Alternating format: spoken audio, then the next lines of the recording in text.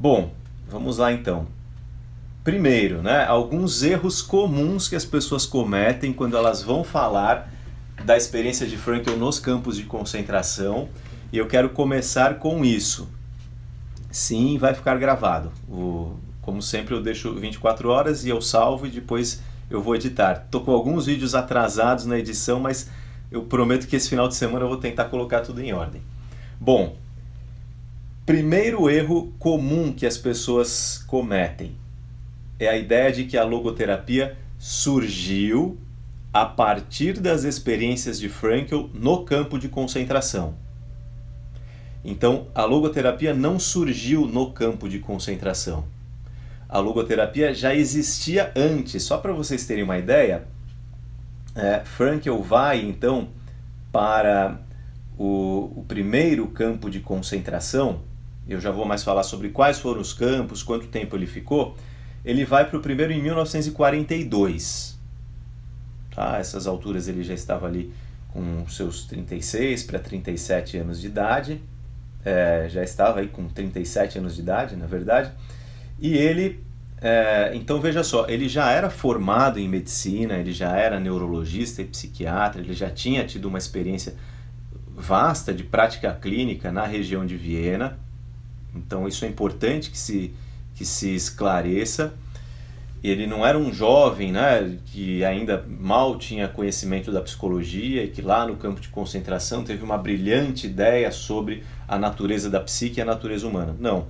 Para vocês terem uma ideia, Frankl relata que ele reflete sobre o sentido da vida desde que ele era uma criança.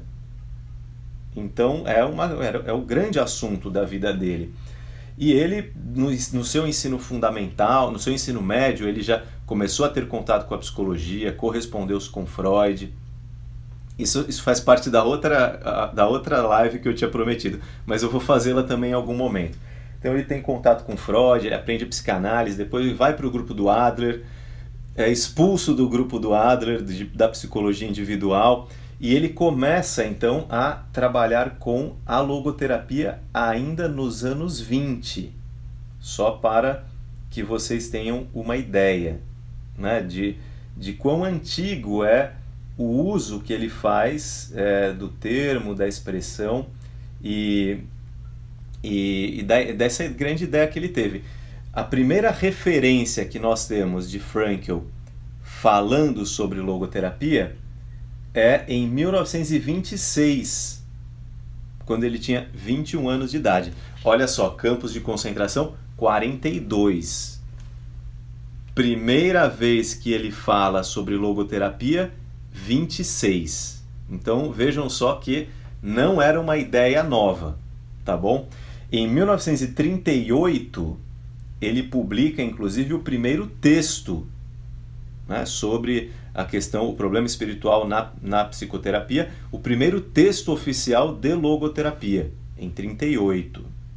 Então, todas essas coisas antecedendo a experiência nos campos de concentração. Em 1938, nós temos ao mesmo tempo a invasão alemã sobre a Áustria, que não foi bem uma invasão, porque a Áustria recebeu, né, os alemães de braços abertos, e eles então passam para o domínio do regime nazista, e a perseguição contra os judeus se intensifica cada vez mais.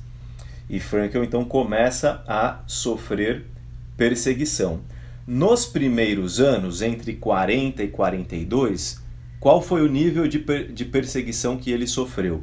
Ele foi proibido, né, de trabalhar no seu próprio consultório, que ele tinha recém-aberto, e em outros hospitais onde ele fosse atender austríacos ou não-judeus. Ele teve que dedicar o seu trabalho só a atender pacientes judeus. Então essa foi a primeira fase, vamos dizer assim, de um cerco, de uma perseguição que recaiu sobre ele.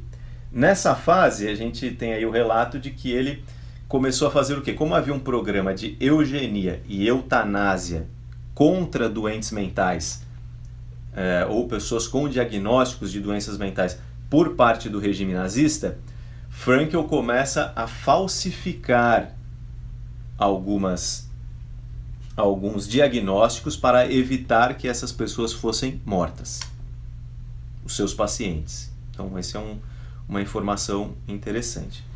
Nesse meio tempo, em 1941, ele se casa. Seu primeiro casamento com Tilly. Tilly Grosser foi a sua primeira esposa. Em 1942, olha como a coisa foi se intensificando. Saiu uma lei, uma regra que proibia os judeus de terem filhos, de procriarem. Uma coisa absurda, né? Mais ou menos que nem lá na época da perseguição aos judeus do Império Romano, por época do nascimento de Cristo, que mataram as crianças e tal. Uma coisa parecida, porque proibiram os judeus de terem filhos. E as mulheres judias que engravidavam, o que acontecia? Tinham que abortar. Nessa, Tilly teve que abortar do filho que eles estavam esperando. Uma coisa bem triste, bem trágica. Isso antes dos campos de concentração ainda. Bom, finalmente em 1942, em setembro de 1942, Frankl é enviado para o primeiro campo de concentração, que era o campo de Theresienstadt, no norte de Praga. Tá? Então, vamos começar a colocar as coisas em ordem aí, que é para a gente entender isso. Então, a logoterapia não nasce nos campos de concentração. Esse é o primeiro grande erro. Nos campos de concentração, Frankl já tinha a logoterapia, pelo menos o esboço, a estrutura dela, bem claras em sua mente. Segundo erro que as pessoas às vezes cometem, elas acham que a experiência de Frankl foi somente em um campo de concentração e, mais especificamente, somente em Auschwitz, o que não é verdadeiro. Então, Frankl não passou apenas por um campo, ele passou por 4 campos e Auschwitz foi um deles. Tá? Depois eu vou passar aqui as cronologias e a gente vai, conforme for passando a história, a gente vai entender melhor. Esse é o segundo grande erro que as pessoas cometem. Achar que Frankl esteve em apenas um campo e que esse campo era Auschwitz. E o terceiro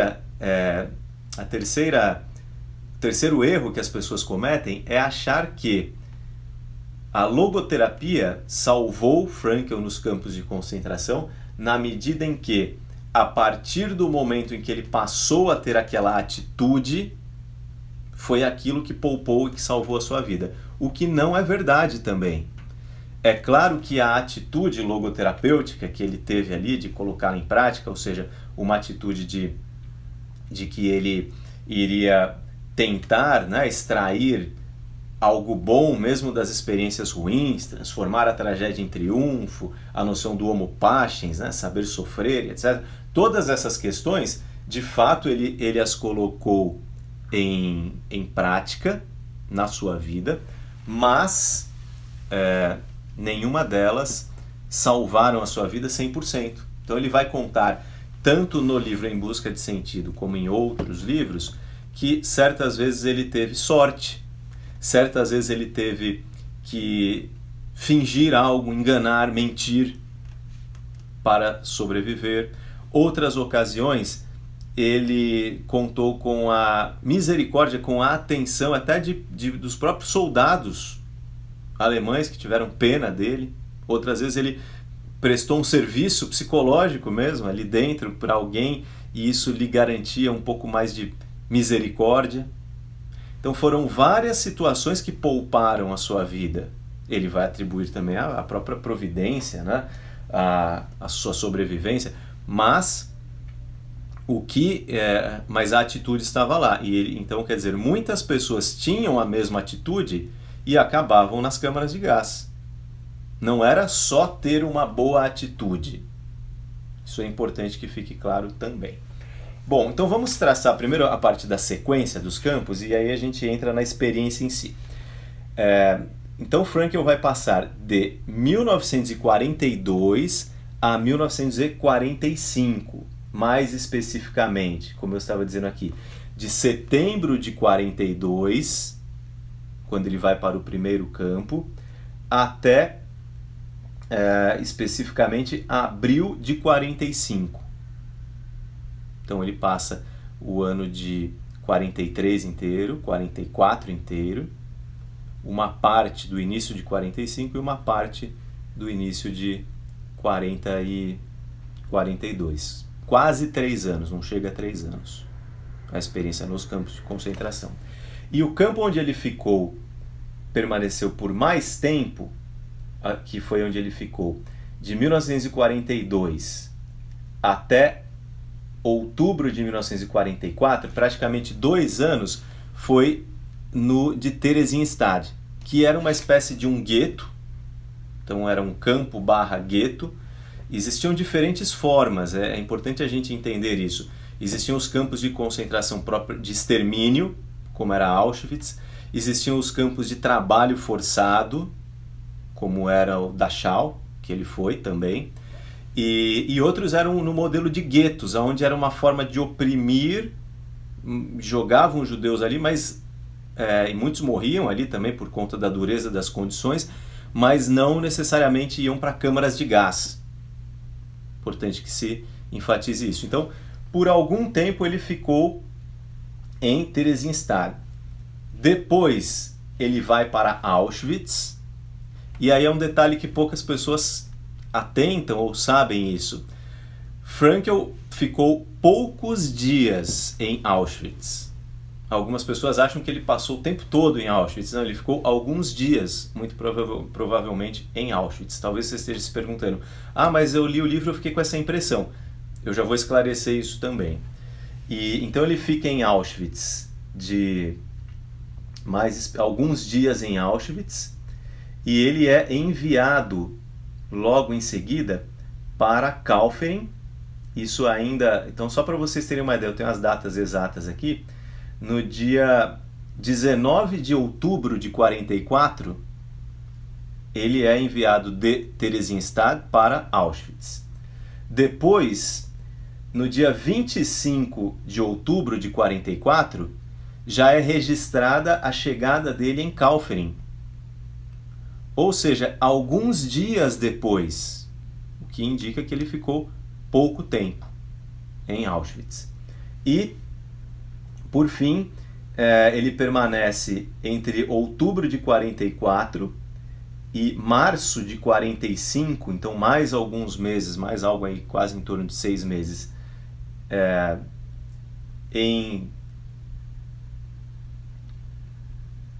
de outubro de 44 a março de 45 em Kaufering, e aí ele vai para Turkheim, que é o último, aonde ele fica pouco mais de um mês, mais especificamente de 8 de março a 27 de abril.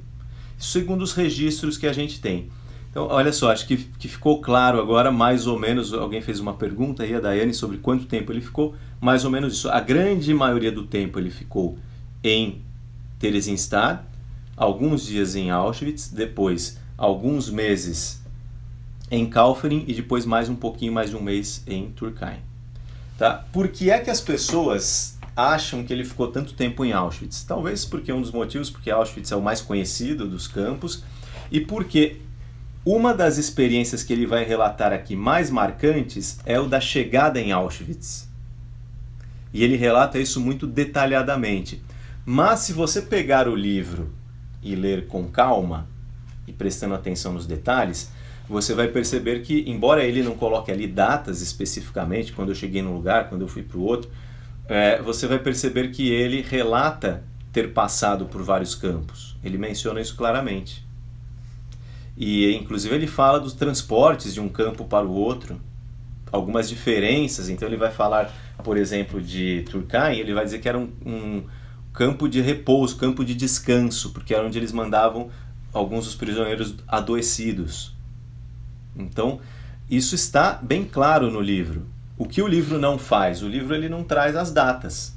Vale lembrar que Frankl relatou esse livro, ele ditou, escreveu o livro em pouco mais em cerca de 10 dias, logo que ele voltou da guerra.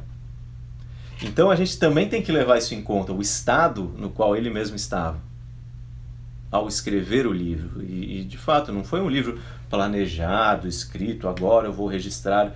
Foi um desabafo, vamos dizer assim.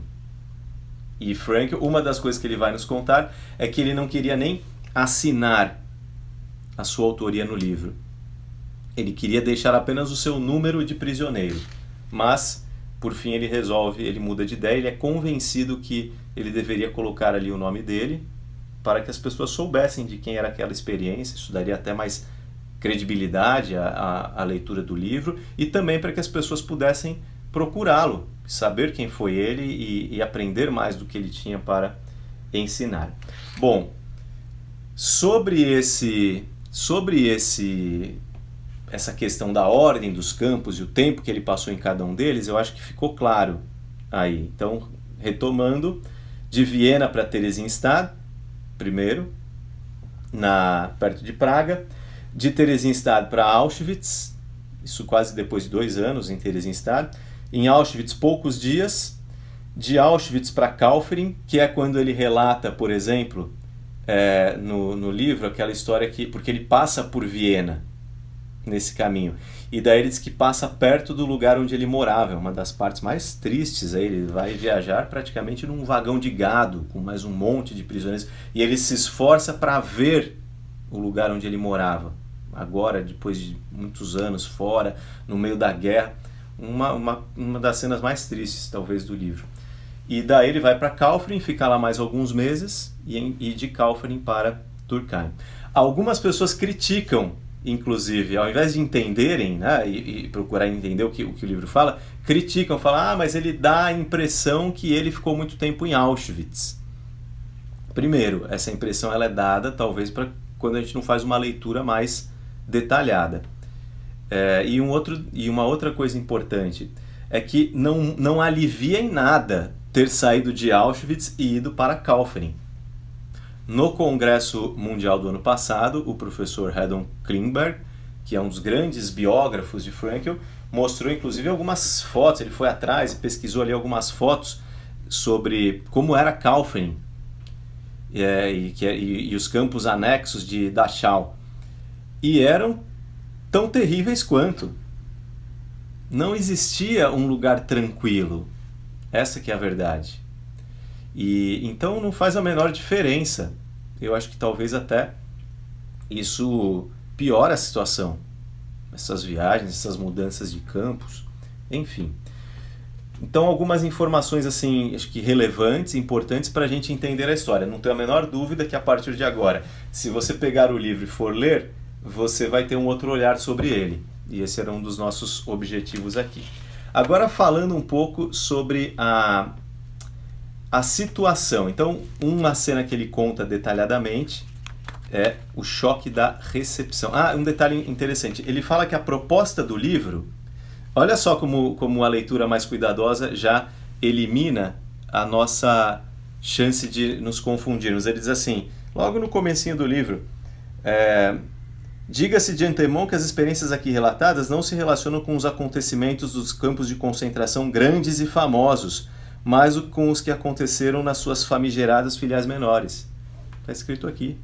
É só a gente ler com atenção. Não eram todos os campos que tinham câmaras de gás. E eles costumavam chamar de fornos. Então, eles ficaram felizes quando eles iam para um campo que não tinha forno, porque eles sabiam que não iam ser queimados depois. Mas em todos os campos aconteciam assassinatos e mortes das mais diferentes formas.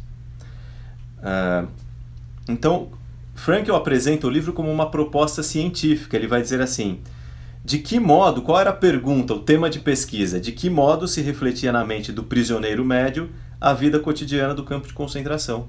Ele queria entender como era a dinâmica psicológica dentro de um campo de concentração. Essa era a proposta que ele trazia. E eu vou passar, olha, assim, pessoal, como eu falei, né? Esse assunto aqui é um assunto que durante o nosso curso de formação a gente fica, assim, algumas aulas falando disso. Então, não dá para falar de tudo, mas eu vou trazer os pontos mais importantes, tá bom? Para quem continua chegando aí, um abraço. Felipe chegou aí também, né? Bom vê-lo aí. Acompanha com a gente a história porque ela tá ficando boa. Então ele fala da dificuldade, é difícil fazer essa observação, porque a psicologia ela exige distanciamento científico e ele não tinha esse distanciamento, ele estava lá. ele estava lá. E ele reconhece todas essas coisas. Então, o livro Em Busca de Sentido não é um livro científico. Os acréscimos que ele foi fazendo depois eram muito mais, mas ele era o livro de um relato, sim. Pode deixar que eu vou salvar, Luana. Outras pessoas pediram também. Vou salvar e vou editar depois também. Então, logo de cara, o que ele fala? Do que é a recepção no campo de concentração. E ele fala, então, de Auschwitz, nesse ponto. Por quê? Porque Theresienstadt era um gueto. Ele estava meio que em família lá, inclusive. Ele tinha acesso à sua família. E em Auschwitz, não. A sua esposa não foi mandada para Auschwitz originalmente junto com ele. Mas ela pediu para ir, porque ela não queria ficar longe de Frankl. E acabou indo para Auschwitz. Só para a gente ter uma ideia, né? Para compartilhar um pouquinho. Frankl sobreviveu. Uma irmã sua fugiu para a Austrália, o seu irmão e a sua cunhada foram mortos em Auschwitz, o seu pai morreu em Theresienstadt, e ele inclusive pôde ajudá-lo, né, cuidar dele, dar os cuidados paliativos até o final em Theresienstadt, e a sua mãe morreu em Auschwitz também, e a sua esposa morreu em um outro campo de concentração também, anexo a Dachau, posteriormente. Ainda sobre essa parte, uma história bem curiosa é que a irmã da esposa de Frankl, da primeira esposa, fugiu para o Brasil.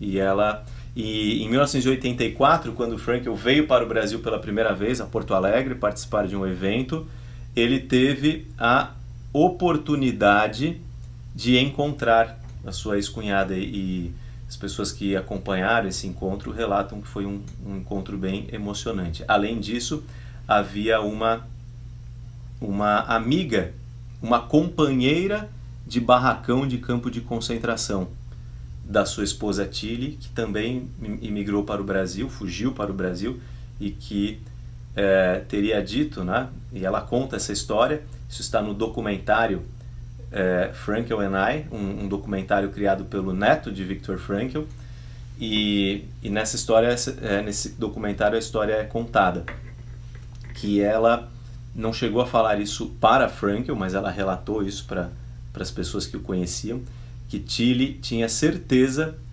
que Frankl iria sobreviver. E ela dizia assim, né, para essa amiga que contou essa história, porque ela sabia que Frankl tinha fome disso aqui e não disso aqui. Então ela afirmava isso, ela sabia que a sede, né, por conhecimento era muito maior do que a sua fraqueza ou a sua debilidade física, e que ele iria sobreviver por causa disso. São muitas histórias muito tocantes, muito bonitas, enfim, não dá para falar tudo, como eu estava dizendo aqui. Então, voltando para a estação ferroviária em Auschwitz. Ele conta, né, toda a história, como foi a chegada, como foi o contato inicial com os soldados ali, e o que ele relata ali principalmente é terror, uma cena de terror, desde o apito da máquina e da locomotiva, e quando eles viam ali a tabuleta Auschwitz, Frankl vai dizer que eles sabiam o que aquilo significava, porque eles já estavam há alguns anos no meio da guerra, então a fama do campo de extermínio já havia chegado. E ele fala que no início ele foi tomado pela chamada ilusão do indulto, a crença de que alguma coisa ia acontecer, uma solução ex machina ali, e eles iriam sair daquela situação. E isso no começo, mas depois isso iria diminuindo. A chance de sobrevivência em Auschwitz, ele relata depois, era de 3% para as pessoas que ali ficavam. E se tem um motivo pelo qual ele sobreviveu, é justamente porque ele ficou pouco. Porque se ele tivesse ficado mais tempo, seria muito improvável. Ele diz que logo no começo eles ficaram ali por 4 dias e ele recebeu só uma única lasca de pão, algo em torno de 150 gramas. E provavelmente esses foram os únicos dias que ele ficou em Auschwitz. Logo depois ele foi mandado para o campo de Kaufering. Então essa é uma referência. Como eu falei, nas entrelinhas a gente vê isso. Então ele conta muito dessa... Aí tem uma história curiosa, que ela é muito compartilhada, onde ele fala que ele originalmente foi colocado, havia aquela divisão em filas, os que iriam direto para as câmaras de gás e os que iriam para o trabalho forçado. E ele, de certa forma, deu um jeito de mudar de fila. Porque ele, alguma coisa que ele sentiu ali, ele mudou para a fila e depois ele veio descobrir que ele originalmente estava na fila dos que seriam mortos. Então, várias situações dessas onde você vê não é a atitude logoterapêutica, é uma intuição, é a sorte, é a providência, chame como quiser, que salvou sua vida. Não basta ter uma atitude positiva diante do sofrimento. Ele nunca ensinou isso. E isso é uma das concepções errôneas. Então ele vai contando, entre outras coisas, o processo de desumanização ao chegar, cabelos raspados, perdem suas roupas, são tomadas deles e eles ficam ali nus, com os pelos do corpo cortados. Tudo isso era um processo de desumanização, até para que não houvesse uma piedade, né? Um conhecimento dos soldados por parte das pessoas nos campos de concentração, para que se tornasse uma massa, né? E não indivíduos. E ele conta então como ele foi perdendo tudo, o pouco que ele tinha ainda, porque ele já veio de um outro campo, e como isso ia provocando uma dessensibilização das pessoas. Frankl vai falar de uma morte interior, de uma espécie de um nojo, de uma tristeza que ia tomando os prisioneiros. Então o moral deles ia sendo destruído, debilitado. Era isso que ia acontecendo. E que eles começavam então a ter condutas tidas como anormais. Uma coisa que chama muito atenção e que Frankl vai dizer é que isso é uma frase muito forte. Então ele fala em um dado momento que sobreviver ali exigia muitas vezes as pessoas terem atitudes que elas nunca teriam na condição normal delas.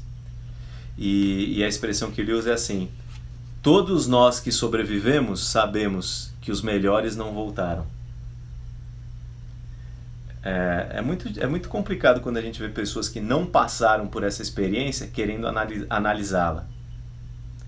Porque é o tipo de situação que somente quem viu, quem sentiu na pele, realmente é capaz de dimensionar. É por isso que não cabe nenhum tipo de julgamento também sobre quem passou e sobre o que foi feito ali, porque eram pessoas colocadas em situações extremas.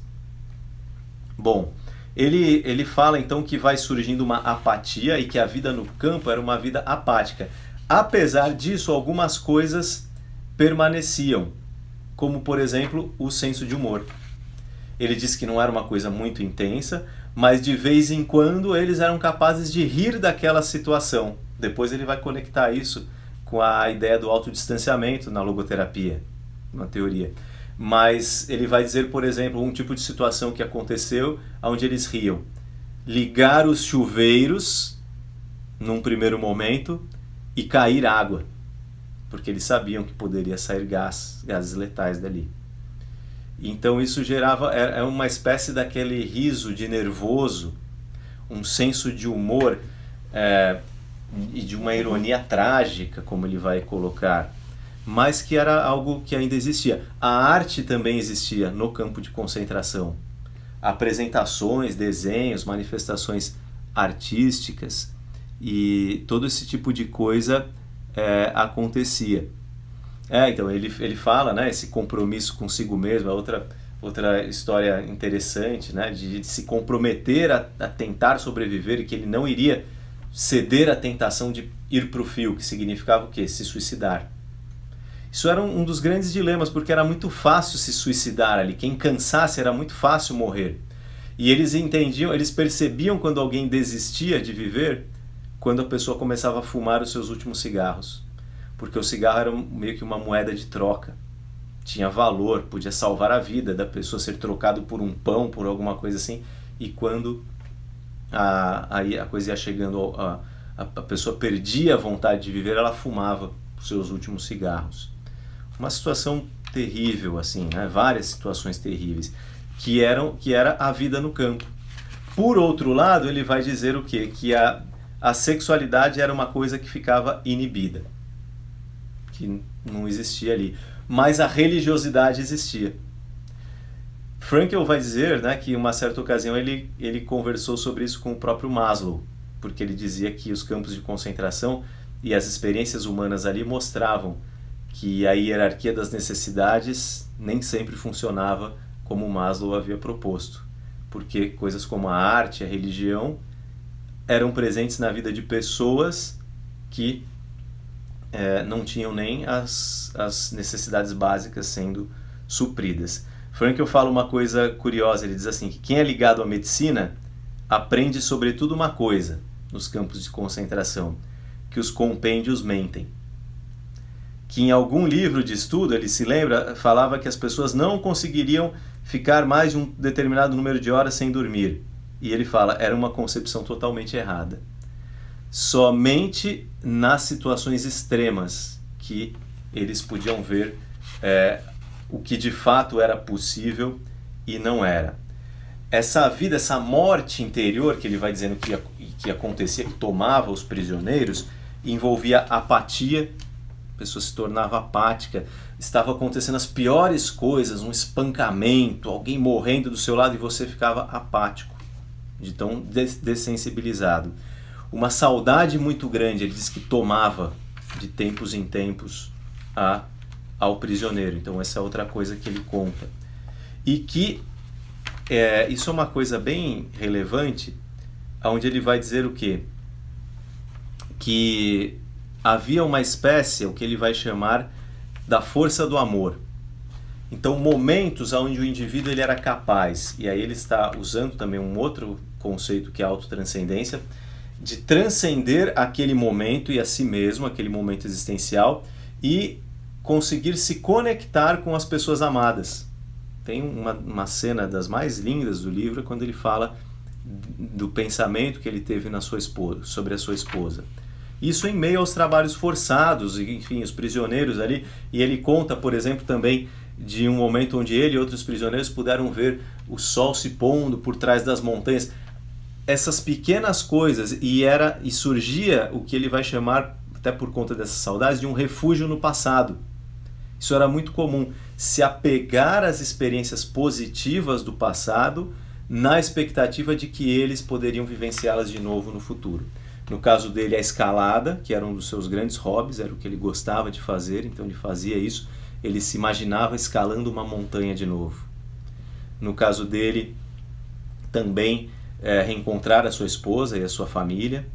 A mãe dele, só para a gente ter uma ideia, ela morreu por volta de 65 anos, ela não era uma senhora idosa, uma velhinha.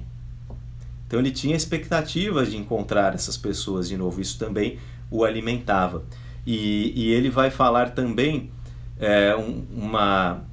uma coisa, mais outras coisas, por exemplo, a vontade de voltar a escrever os seus livros, porque ele havia perdido o seu manuscrito. Isso já no finalzinho, no campo de Kaufering e de Durkheim, ele vai recolher pedaços de papel que vão sobrando e ele começa nesses papeizinhos a escrever de novo as suas ideias sobre logoterapia para não perdê-las.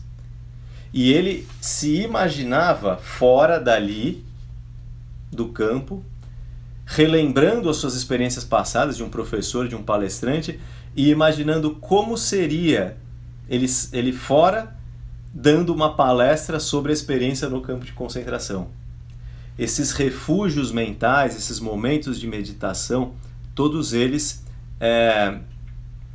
eram muito fortes, né, na experiência dele e o ajudavam a sobreviver. Sim, ele fala, né, de sessões, falando da religiosidade, sessão mediúnica, ele chegava a ver isso. O que é curioso, né, porque eram judeus que estavam ali. Mas não somente sessões mediúnicas, e eu digo curioso porque os judeus não têm essa crença na mediunidade como outras religiões. Mas não somente na mediunidade, mas cultos, orações. Ele conta uma história linda, né, de quando ele recebe ali um sobretudo de um prisioneiro em troca do dele, e o dele tinha o seu rascunho do seu livro no bolso, e no bolso desse prisioneiro tinha uma oração, um livro de orações judaicas. E ele entende isso como um sinal para pensar de que Deus poderia protegê-lo ali. Ele diz que a partir de então, ele sempre que era possível, com exceção dos momentos em que não havia a oportunidade por conta das próprias limitações do campo de concentração, ele gostava de ler esses salmos. Sempre, o resto da sua vida, dali para frente. Ele conta como ele recebeu um tefilim, como se fosse um cordão de orações de um outro prisioneiro judeu, e ele voltou a orar as orações que ele lembrava do seu bar mitzvah, por exemplo, da época que ele fez a sua iniciação como um judeu. E ele levou essas coisas por toda a sua vida. O professor Fisotti, por exemplo, conta que uma vez Frankl lhe mostrou os seus salmos que ele gostava de ler, compartilhou isso com ele. O professor Gutmann também fala da experiência de acompanhar Frankl no seu segundo bar mitzvah, aos 83 anos, em Jerusalém, e como Frankl se preparou para isso. Então a religiosidade ela estava presente, não somente na vida de Frankl, mas de outros também. Algo que ele fala é que essas mudanças de um campo para o outro era algo que ele ia assim... Em um dado momento ele resolveu que ele não iria lutar muito contra o destino, as coisas que aconteciam, ele iria aceitá-los, ele não ia mais ficar tentando criar e forjar situações. E esse é um dos aprendizados que ele diz que traz, né? De que às vezes a gente tem que deixar o fluxo das coisas acontecerem, porque lutar contra eles é pior. E ele atribui a isso também uma forma da sua sobrevivência. Como, por exemplo, já no final ele adoece do tifo enxantemático, uma febre muito forte. Ele usa os seus próprios conhecimentos de medicina para se cuidar, evitando pegar no sono, porque ele sabia que não poderia, e que ele poderia acabar morrendo. E ele vai para um outro campo, que é um campo que depois vem a ser libertado. Ele aceita essa transferência, ele não luta para não ir. Coisas desse tipo. Ele usa o seu conhecimento de alpinismo para manusear, por exemplo, as picaretas. Ele conta aqui no livro que um dos trabalhos forçados que ele fez uma vez foi cavar um túnel praticamente sozinho por debaixo de uma estrada. Trabalhos duros, trabalhos forçados. Por outro lado, ele diz que fazendo isso ele ganhou ali alguns vales que lhe renderam alguns cigarros e que ele conseguia trocar aquilo por alimento, que salvou a sua vida em dadas situações. Sim, são experiências lindas mesmo, né? O comentário que está sendo feito. Então, isso era a vida no campo de concentração. Mas, o que é algo muito profundo que ele diz? Ele se questionava em meio a toda aquela prisão, o que era a liberdade humana. E ele fala que ali ele pôde então confirmar que havia uma chamada liberdade espiritual, apesar da falta de liberdade concreta. E qual era essa liberdade espiritual? É de que a pessoa poderia tomar uma postura que ela quisesse diante daquela situação e daquele sofrimento. Então ele vai nos dizer que essas experiências provaram que inerente ao sofrimento há uma conquista, não só dele, é das pessoas em geral. E essa é a liberdade espiritual do ser humano, a qual não se lhe pode tirar, e permite-lhe até o último suspiro configurar sua vida de modo que ela tenha sentido. Um outro conceito interessante que ele fala é que é a percepção que eles tinham de que eles estavam num momento provisório, e ele vai apresentar o conceito de existência provisória também, que é um conceito que nos ajuda a entender o sofrimento de maneira geral. E já caminhando aqui para o final, é a fase da libertação. E ele vai nos contar que quando chegava essa libertação também, era uma coisa muito, muito forte, muito rica, ao mesmo tempo, num primeiro momento, inacreditável, e que as pessoas saíam dali com uma empolgação, basicamente com duas coisas que elas queriam fazer muito, e eles começaram a ser acolhidos ali pelas pessoas ao redor das comunidades, que era comer muito e falar muito. Então eram duas das primeiras reações. E ele vai nos falar também que isso já depois, né, na saída dele, é algo muito claro, que Frankl em momento algum adota uma postura revanchista contra os nazistas, contra o povo alemão, seja lá com quem for. Frankl vai nos dizer que a postura dele era uma postura de entender que em todos os povos, em todas as raças, existem pessoas boas e ruins. Em um discurso que ele deu certa vez em Viena, ele disse o seguinte, que só existem dois tipos de pessoas, duas raças de pessoas, as pessoas decentes e as indecentes. E a história dele é marcada por atos de misericórdia em direção a muitos que foram nazistas, inclusive. Ele chegou a oferecer um emprego, quando ele se tornou o diretor da Policlínica Universitária de Viena, logo depois da guerra, para um médico nazista que havia perdido seu emprego agora justamente por ser nazista. Ele não poderia oferecer um emprego oficial, mas ele ofereceu a ele uma ocupação para que ele o ajudasse. Então, de uma grandeza. E um outro exemplo simples, ele fala com admiração do Heidegger, que cada vez mais, né, a gente tem aí evidências, e já na época das ligações de Heidegger com o partido nazista também. Então ele teve uma atitude de muita nobreza e grandiosidade, e ele rejeita essa ideia de que era uma culpa coletiva da nação, do povo. Não, ele diz que cada um individualmente assumia, praticava ali as suas perseguições. Sim, ninguém tem o direito de praticar a injustiça, né? Nem aquele que sofreu. Teve uma pergunta aqui, só antes de eu entrar aqui para a parte final. A parte do suprassentido. Eu não vou, desculpa, Dana, eu não vou entrar nisso agora, porque esse é um tema longo. Eu prometo que eu vou fazer ainda uma live sobre isso, tá bom? Ele fala um pouquinho no compêndio, ele não fala sobre isso tanto na experiência no campo de concentração, mas esse é um tema bem profundo, bem complexo, eu diria talvez um dos temas mais complexos da logoterapia. No livro A Presença Ignorada de Deus ele fala mais ainda sobre isso e, enfim, dá pano para manga, não vou entrar nesse assunto agora, tá bom? Vou pedir desculpa, mas eu prometo que eu faço uma live mais para frente aí falando do suprassentido e da consciência moral, desses dois termos, tá bom? E então, só para finalizar, eu queria colocar aqui a frase que ele diz, passada um pouquinho, a última frase do livro, do relato, especificamente, não do livro, mas da parte onde ele tem o relato.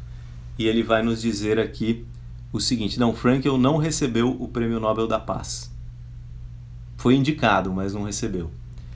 E ele vai dizer assim, de uma forma ou de outra, para cada um dos libertos chegará o dia em que, contemplando em retrospecto a experiência do campo de concentração, terá uma estranha sensação.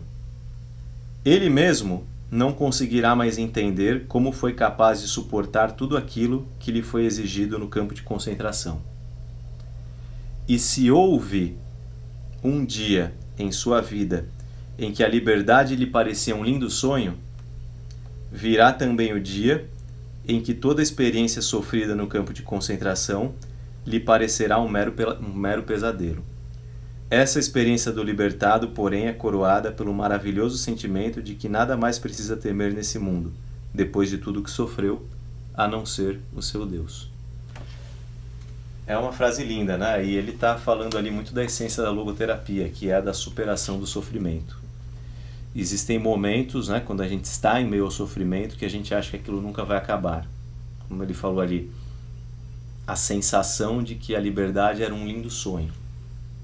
Mas que depois que o sofrimento passa e o tempo vai passando, aquela ferida vai sendo cicatrizada, a gente é capaz de olhar para trás e aquilo que foi uma desgraça total em um dado momento vai parecendo um pesadelo. A gente vai se distanciando. E ele vai dizer que essa é uma capacidade intrinsecamente humana. Essa capacidade de transformar a tragédia em triunfo. Então, eu pude trazer aqui um pouquinho da história, né? Não dá para falar muito mais. Se você não leu o livro ainda, leia. Não perca mais tempo. Esse é um dos grandes livros da história, feridas, quando ele fala que ele encontrou o sentido da vida dele ajudando outras pessoas a encontrarem o das suas. E eu acho que qualquer pessoa que trabalha cuidando de pessoas, e muitos que estão assistindo aqui são assim, seja você um professor, seja você um psicólogo, seja você um psiquiatra, um médico, um coach, seja você um pastor, um padre, todos nós que trabalhamos cuidando dos outros, eu acho que a gente carrega um pouco disso.